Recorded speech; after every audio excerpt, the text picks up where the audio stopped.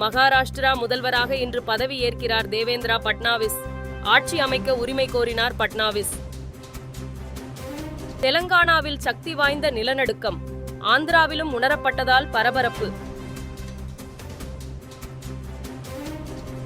காவலாளி பணியில் இருந்த அகாலிதள தலைவர் பாதலை சுட்டுக் கொள்ள முயற்சி, முன்னாள் காலிஸ்தான் பயங்கரவாதி கைது.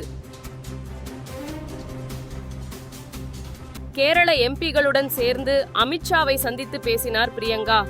வயநாடு பாதிப்புக்கு நிதி உதவி கோரினார்.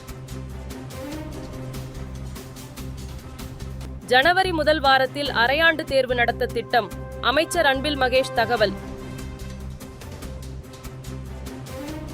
டோலி தொழிலாளர்கள் வேலை நிறுத்தம் எதிரொலி, சபரிமலையில் போராட்டம் நடத்த தடை விதித்தது கேரள உயர்நீதிமன்றம். தமிழகத்தில் சட்டவிரோதமாக செயல்படும் மணல் குவாரிகளை தடுக்க வேண்டும், உச்சநீதிமன்றம் உத்தரவு.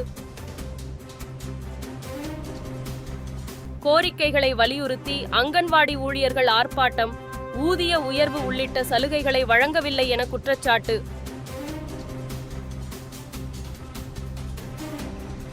சென்னை புறப்பட்டு வந்த விமானம் மீண்டும் லண்டனுக்கு சென்றதால் பரபரப்பு. தொழில்நுட்ப கோளாறு காரணமாக திரும்பி சென்றது.